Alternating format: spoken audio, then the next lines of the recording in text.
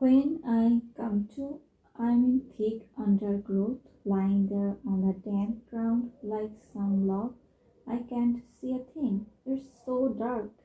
My head propped up by prickly brambles. I take a deep breath and smell plants and earth and mixed in a faint whiff of dark shade.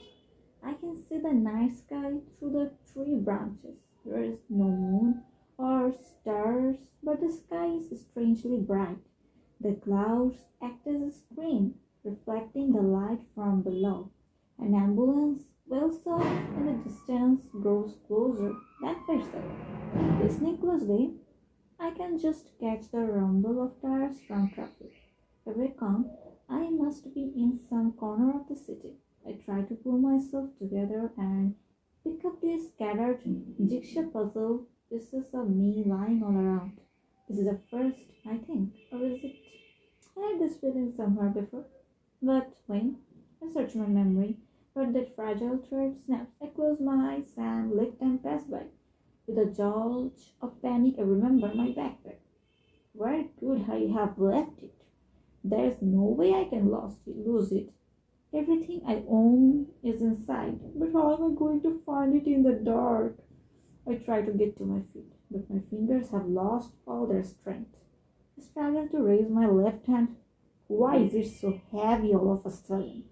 And bring my wristwatch close to my face, fixing my eyes on it. The digital numbers read 11.26, May 28. I think of my diary, May 28. Good.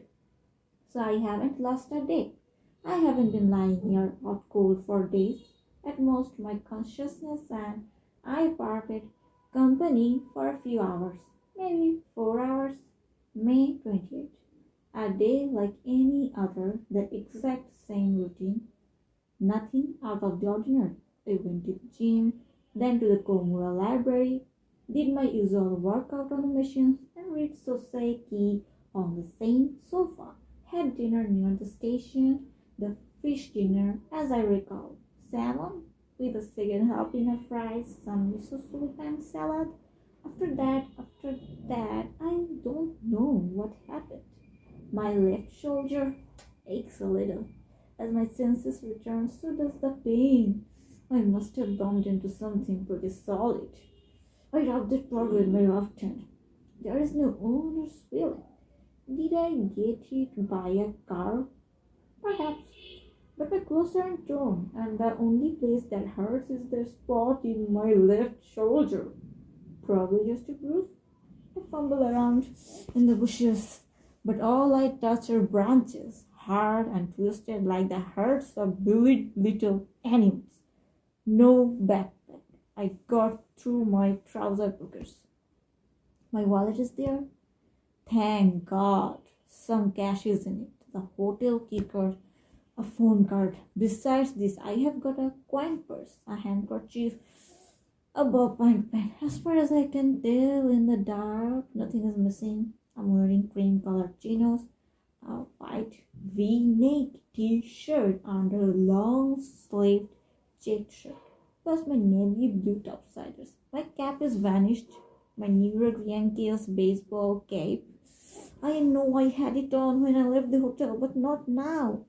I must have dropped it or left it someplace. No big deal. That to a penny. Eventually, I look at my backpack leaning up against the trunk of a pine tree. Why in the world would I leave it there and then scramble into this thicket only to collapse? Where the hell am I, anyway? My memory is frozen shut. Anyway, the important thing is I found it. I take out my mini torch from a side pocket and check the contents. Nothing seems to be missing. Thank God, the sack with all my cash is there. I shoulder the backpack and step over bushes, brushing branches out of the way until I reach a small clearing. There is a narrow path there, and I follow with a beam of my torch into a place where there are some lights.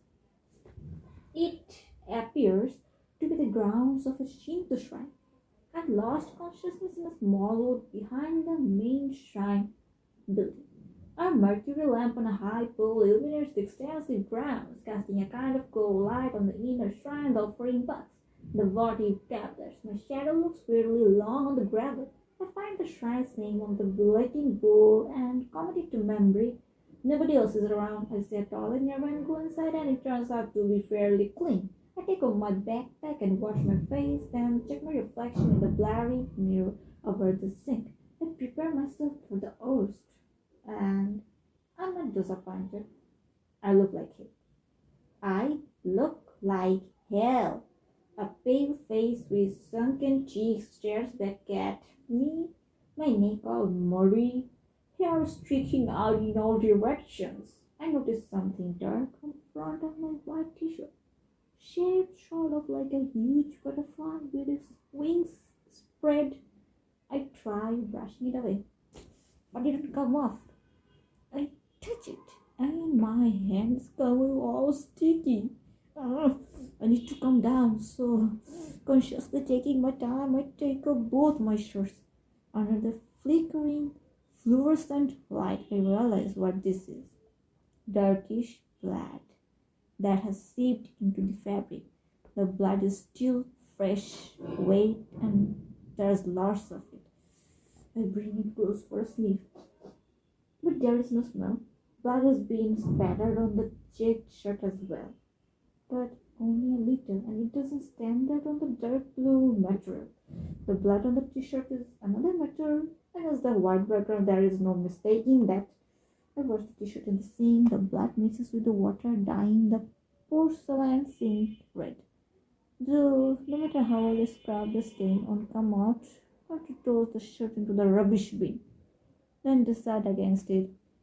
If I have to throw it away, some other place is better. I wring out the shirt and stow it in the plastic bag with my other rinsed out clothes and stuff the whole thing into my backpack. I wet my hair and try to get some of the tangles out. Then I take some soap out of my wash and wash my hands.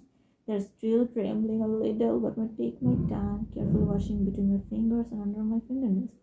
The damp towel I wipe away the blood that's sipped on to my bare chest. And I put on my check shirt, button it up to the neck, and tuck it into my trousers. I don't want people looking at me, so I've got to look at least halfway normal. But I'm scared. And my teeth don't stop chattering. Try as I might, I can't get them to stop. I stretch out my hands and look at them. They too are shaking a bit. They look like somebody else's hands, not my own. Like a pair of little animals with a light all of their own. My palms sting, as if I had grabbed a hot metal ball. I rest my hands against the sink and lean forward, my head shoved against the mirror. I felt like crying, but even if I did, nobody's going to come to my rescue. Nobody. Man alive, how did you get so much blood all over you? What the hell were you doing? But you don't remember a thing, do you? No, still, there's a relief. No real pain either, except for that throbbing in your left shoulder. So the blood has got to be from somebody else, not you. Somebody else blood. Anyway, you can stay here forever. If a patroller happened to spot you here, covered with blood, we're up a creek, my friend. Cars going back to the hotel might not be a good idea. You don't know who might be lying in wait, ready to jump you. You can be too careful. Looks as if you have been involved in some crime, something you don't remember. Maybe you are the villain. Who knows? Lucky you got all your stuff with you. You are always careful enough to lug everything you own around in that heavy backpack. Good choice. You did what's right, so don't worry. Don't be afraid. Everything is going to work out, cause face it, you are the toughest 15-year-old on the planet, right? Get a hold of yourself, take some deep breaths, and start using your head. Things will be fine, but you have to be very careful. That's real blood we're talking about. Somebody else's blood, and we're not just talking a drop or two as we speak. I'll bet someone's trying to track you down. Better get a move on. There's only one thing to do. One place you got to go to, and you know where that is. I take a couple of deep breaths to calm myself down, then pick up my bag and get out of the toilet. I crunch along the gravel, the mercury light beating down on me, and try to get my brain in gear. Through the switch, turn the handle, get the old thought process up and running, but it doesn't work. Not enough juice in the battery to get the engine to turn over. I need somewhere that's safe and warm, where I can escape to for a while and pull myself together. But where? The only place that comes to mind is the library. But the communal library is closed until tomorrow at 11, and I need somewhere to lie low till then. I come up with an alternative. I sit down where nobody can see me and take the mobile phone from my bag. I check to see if it's still connected and take Shakura's phone number from my wallet and punch in the numbers. My fingers still aren't working well and takes a few times before I get the whole number punched in right. I don't get her voicemail, thank God.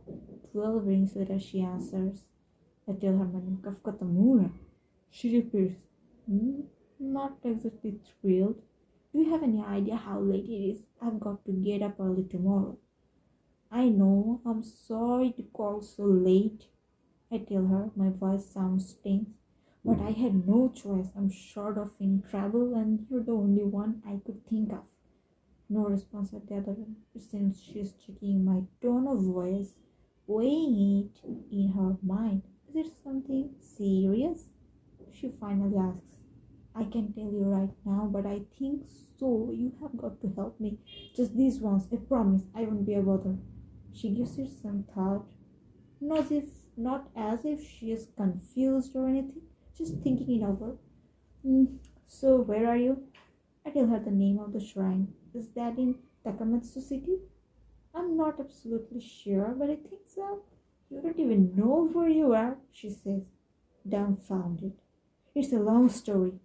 She lets out a sigh.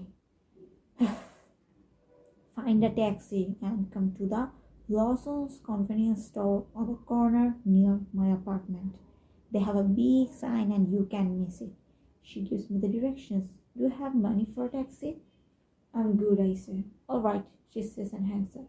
I go out the Tory gate at the entrance to the shrine and head for the main road to flag down a taxi.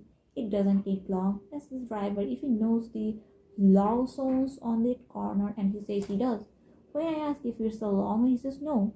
About 1,000 yen, right. The taxi stops outside the Lawson's and I pay the driver, my hands still unsteady. I pick up my backpack and go inside the shop. I got there so fast, Shakura hasn't arrived yet.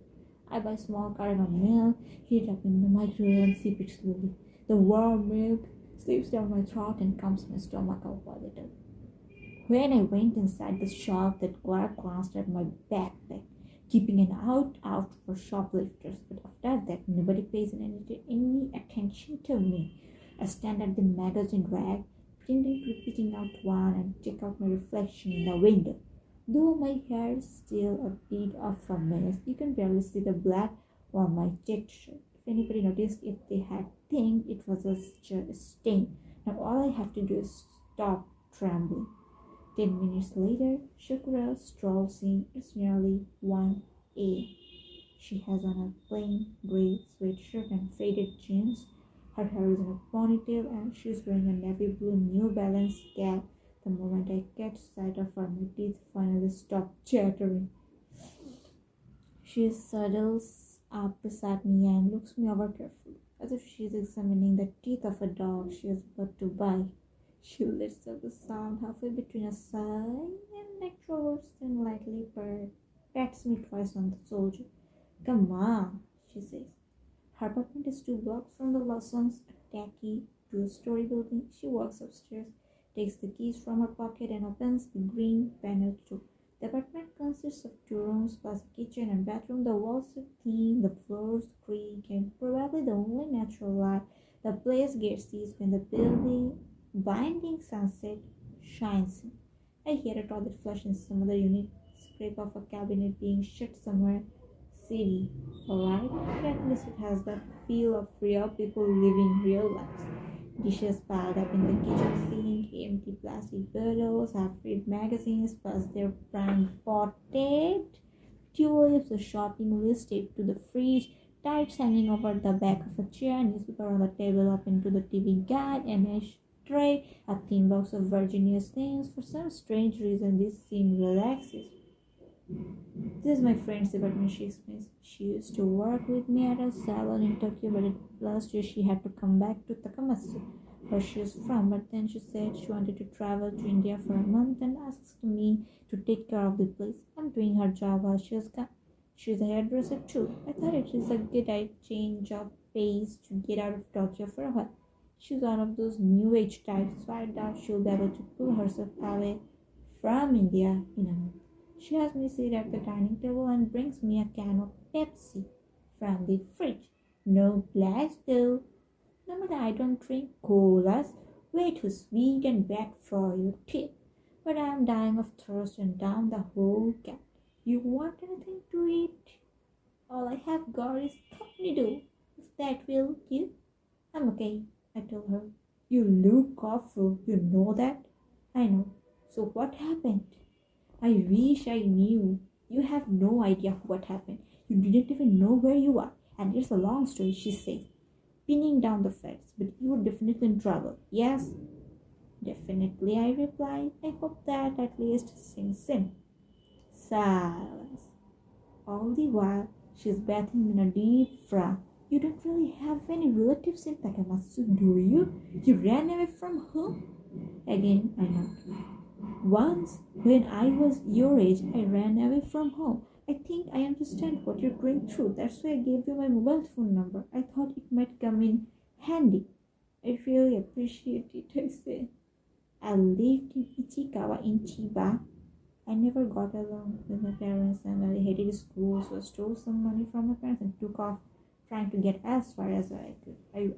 I was 16. I got as far as Abashiri, up in Hokkaido. I stopped at a firm I happened to see and asked them to let me work there. I'll do anything. I told them, and I will work hard. I don't need any pay as long as there's a roof over my head and you feed me. The lady that was nice to me made me sit down and have some tea. Just wait here, she said. The next thing I knew, a patrol car pulled up outside and the police were hauling me back home. Apparently, this wasn't the first time the lady had been through this sort of thing. The thought hit me hard then that I had to learn a trade. So no matter where I went, I could always find work. The thought hit me hard then that I had to learn a trade. So no matter where I went, I could always find work. So I left high school, went to trade school and became a hairdresser. The edges of her mouth rise a bit in a faint smile. Pretty sound approach to things, don't you think? I agree with her. To tell me the whole story from the beginning, she says, pulling out a cigarette and lighting it. I don't think I'm going to get much more sleep tonight, so I might as well hear it all. Explain everything to her. From the time I left home, I leave out the woman part, though that I know I can't tell just anyone.